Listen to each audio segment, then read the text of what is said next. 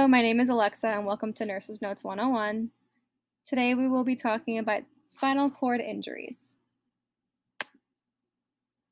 Spinal cord injuries are any point on the spinal cord or nerves that end at the spinal canal that have been damaged. Spinal cord injuries can cause permanent loss of strength, sensation, and/or function below the level of the injury. Spinal cord injuries can be characterized as either incomplete or complete. Complete spinal cord injuries usually have more severe side effects, but all spinal cord injuries usually cause paralysis below the level of the injury. So, for example, injuries above C4, so injuries from C1 to C3, can cause paralysis of the respiratory muscles and all four extremities, causing quadriplegia. The higher the level of the injury, the greater the loss of function.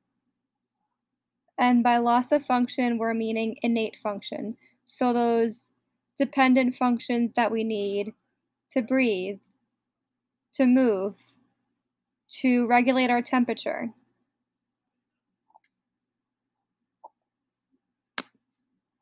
Causes of spinal cord injury are usually traumatic in origin.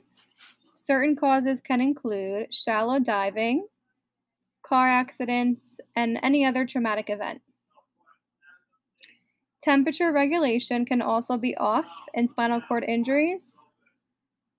More likely in patients with complete spinal cord injuries versus partial spinal cord injuries.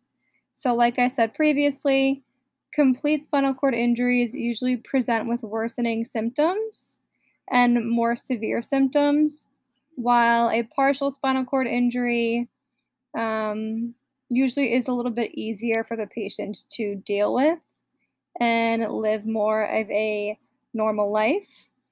A lot of times, patients with a high cervical spinal cord injury can be vented. They are usually immobile and usually more dependent.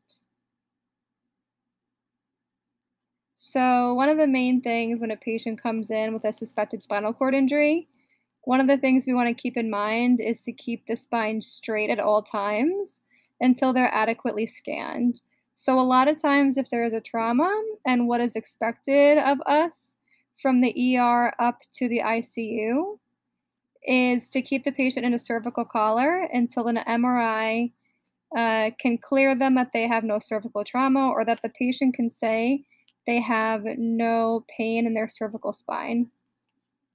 It's important to keep all of this in mind because we would hate to see someone have a worsening injury due to not being in traction. Thank you for listening to this video. I hope it taught you something. Please click the like button and subscribe to my channel.